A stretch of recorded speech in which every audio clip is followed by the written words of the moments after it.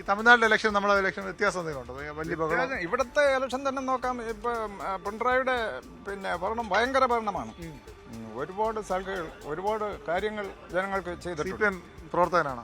ഇല്ല, ഞാൻ ഒറിജിനൽ 48 വർഷം കോൺഗ്രസ്സുകാരനാണ്. AT George, Selvaraj, Solomon Alex, ഇവിടുത്തെ ബെനഡിക്റ്റ്, ഇതെല്ലാം എൻ്റെ കോളേജ് മെറ്റായിരുന്നു. ഇപ്പോഴത്തെ ഹരീന്ദ്രൻ കോളേജ് മെറ്റായിരുന്നു. അവരൊക്കെ വലിയ രൂപത്തിലായി. നമ്മളൊക്കെ കർഷക തൊഴിലാളി, ആശാരി, മൂശാരി ഒക്കെ ആയി. കോൺഗ്രസ് ആയിട്ടും പിന്നെ ഈ പിണറായിയുടെ ഭരണം കൊള്ളാന്ന് പറഞ്ഞാൽ എങ്ങനെയാണ്? ഒന്ന് രണ്ട് ചില കാര്യങ്ങൾക്ക് അവർ തടസ്സമാണ്. ഉമ്മൻചാണ്ടി നല്ല ആളാണ്, പക്ഷെ അയാളുടെ ഭരണകാലത്ത് മുനിയർ പിന്നെ പാവപ്പെട്ടവർക്ക് പെൻഷൻ കൊടുക്കുന്ന പദ്ധതി 600 രൂപ കൊടുക്കാൻ എവിടെയെല്ലാം ഓട്ടിച്ചെന്നറിയാം. സഹകരണ ബാങ്കിൽ ഓട്ടിച്ചു, പഞ്ചായത്തിൽ ഓട്ടിച്ചു, ബാങ്കിൽ ഓട്ടിച്ചു. ഇങ്ങനെയൊക്കെ ഓട്ടിച്ച പാവപ്പെട്ടവൻ, വയസ്സായ ആളുകൾ. പെൻഷൻ ഉണ്ടോ കിട്ടുന്നത്? എനിക്കുണ്ട്. ഇത് വെച്ചല്ലേ തമിഴ്നാട്ടിൽ ഇത് തമിഴ്നാട് ഇലക്ഷനാണ് വരാനുള്ളത്. അപ്പൊ ഇവിടെ ആര് ജയിക്കാൻ സാധ്യതയുള്ളത്? ഇവിടെ കോൺഗ്രസിനാണ് വെല്ലുവിളി. അത് മുന്നണിയാണ്. നിങ്ങളൊക്കെ ഇവിടെ തൊട്ടപ്പുറത്ത് CPM-ഉം കോൺഗ്രസ് മത്സരിക്കും. ഇവിടെ ഒരുമിച്ചല്ലേ നിൽക്കുന്നത്?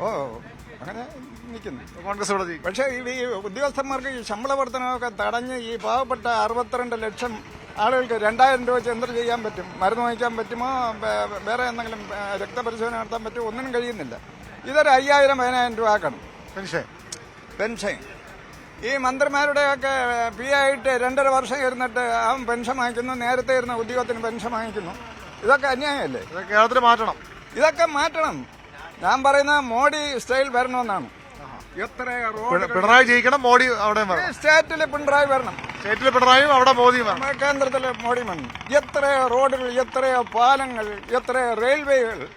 ഇതൊക്കെ ആരുടെ കാലത്ത്? 10 വർഷം കൊണ്ട്, 70 വർഷത്തെ ഭരണം 10 വർഷം കൊണ്ട് ഇയാൾ അടിച്ചു വന്നില്ലേ പിണറായി?